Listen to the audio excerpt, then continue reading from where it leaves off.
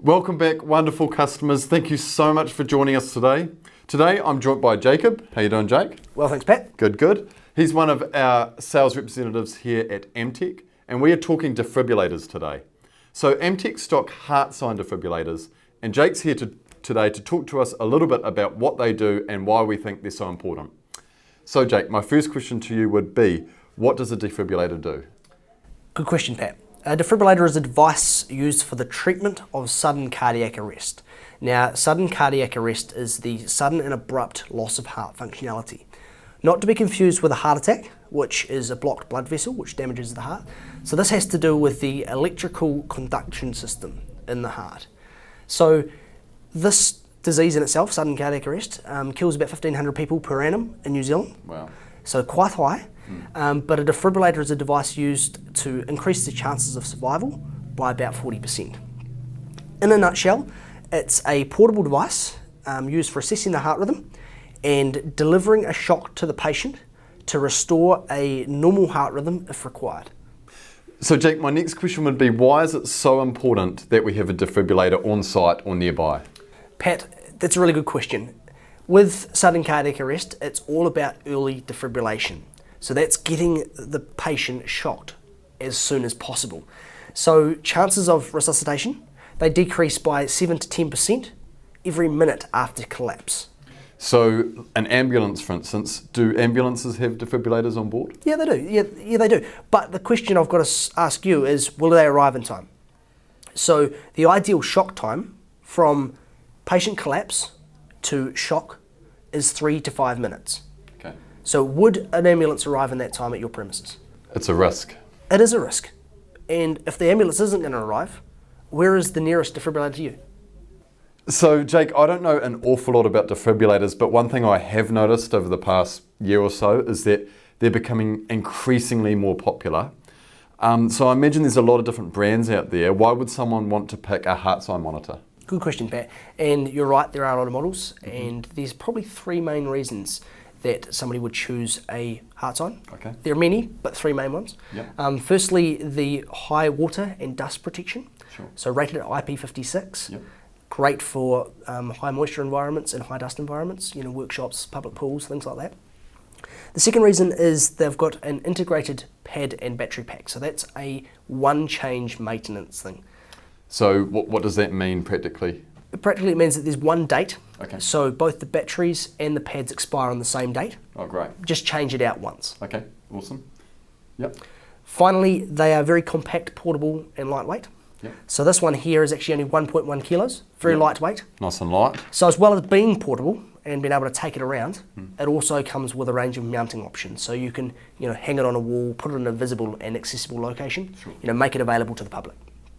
So we've got 2 different models available here. We've got the 350 and the 500p.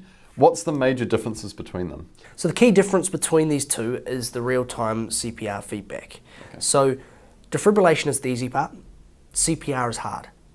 What do you mean by that? Well, with defibrillation, you're following instructions and pressing a shock button. Sure. CPR relies on you doing something and actually delivering the compressions yourself. So it's great to get some feedback and some prompts on how to do that better. How does the device actually prompt you? It will tell you things like good compressions, so if you're doing it right, it'll tell you you're doing it right. Okay. With things like pressing too slow, it'll tell you to go faster. If you're doing your compressions too soft, it'll tell you to press harder. It's just all about getting that optimum rate of CPR to the patient.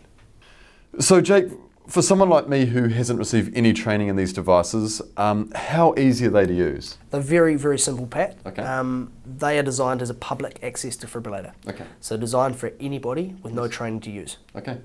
Show you now. Sure. Front face of the defibrillator, you got to turn it on. What would you do? Press the big green button. Go ahead. Adult patient, call for medical assistance. So the prompts start immediately. Remove clothing from patient's chest to expose bare skin. Pull green tab to remove pads. Cool, I can stop it there. So the instructions continue until everything's ready to shock, is that correct? That's correct. So it'll continue with removing the pads, placement of the pads, Sure. in which time it'll show you on the front face of the defibrillator where to place that. So there's lighting there. Great. Also, there is a demonstration or a model on each pad showing you where to place it on the patient's chest. You can't get it wrong. You can't get it wrong. Okay, cool. What if I do something wrong though? Well, there's not a lot you can do wrong if you follow the instructions. Now, I know that's hard during a panic, but they are clear instructions and they do continue to cycle through. Now, one of the things that can be of concern is putting it on this device on somebody that doesn't need it. Sure. So in that case, the defibrillator itself will determine whether there's a shockable rhythm. So if it determines one of two things, a normal heart rhythm or a non-shockable rhythm, Yes. it will not shock the patient. Okay. So if you're a healthy person, Yep. you place these pads on you, it will not let you shock them. That's good. Good safety measure. It is indeed. Yeah. Hey, thank you so much for joining us today, Jake. I personally have taken a lot from this. I feel confident now that I'd be able to operate one of these if required. That's great. And it's good to know, the details about the device. If anyone had any further questions or wanted to know things like pricing, what can they do? Well, the first instance, they can reach out to one of us here at Amtech, obviously via our website, email, phone. Yes. We're available to talk to you, help you through. Additional to that, HeartSine have their own electronic media platform. So on YouTube, they've got their own channel with plenty of videos on setting up the device, maintaining the device, using the device. Cool. They're very helpful. We also send out a training DVD with every single device. So if you're needing to use the device or train staff at a later date or familiarise yourself with how to set it up and maintain it, that's all there in the DVD as well. Fantastic. Awesome. Thanks so much for joining us. And thank you for joining us too. I hope this has been useful. I've learned plenty and I'm sure you have too. We'll see you again soon. See ya.